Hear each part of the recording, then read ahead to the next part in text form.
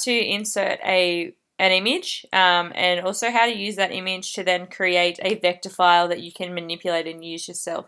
So first off, you can say file place, or you can use sort of this shortcut in here, which I often do. So file place, it's going to give you an option to sort of open up whatever you want. So I'm going to use the school's logo in here, and then I can click once. It's going to give me the image in the actual size that I want it to be in, or I can click and drag and be like, no, I want it to be this big.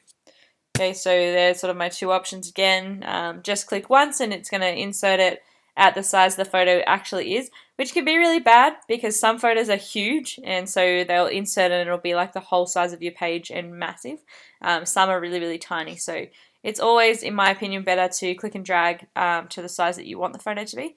So that's how it is. So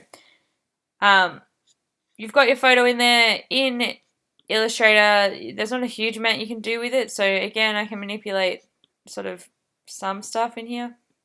I can't even really do anything with it. So it's kind of just a photo. Illustrator's not meant for photos. It's not huge on photos. So if you wanted to do something with photos, you need to be using Photoshop or Illustrator, InDesign, sorry. They are far more effective as far as manipulating it and using photographs. So the one thing that we can do, which we use all the time, is object, and then we image trace. So we're going to make and expand, and what you're going to see is happen, it's going to create that image. You will lose some stuff sometimes. So as you just saw there, we lost the whole cross in the background on the J. So sometimes they're just not dominant enough and you need to pick a different image. So this is fine for me to show you right now, but right now that's how it is. So people get to this and they get really confused because they still can't do anything.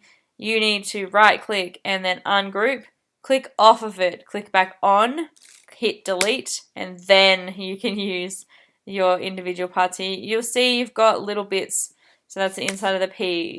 It's quite a messy process, but from now I can then be like, oh, I want it to be blue and I want this stroke to be sort of red. We typically use this when we're cutting stuff out on the laser cutter, but that's sort of how we go there. If I'm just going to make that smaller again. So this is where you can see we use our pen tool again to delete sort of anchor points and smooth things out. Sometimes, so like this here, you've got many anchor point. So I could smooth that out by getting rid of that anchor point in there, and then it's going to make a nice smooth P. Same here. So this is a pretty smooth image anyway, but I can smooth them out. Some of them, well, you'll have hundreds and hundreds of anchor points in there, so just be sort of aware of that. But that is one way to do that. So you are going object and then image trace, make and expand. You need to ungroup the object and then you need to delete the white border of the object so that you don't just have that one in there. It's always the top one.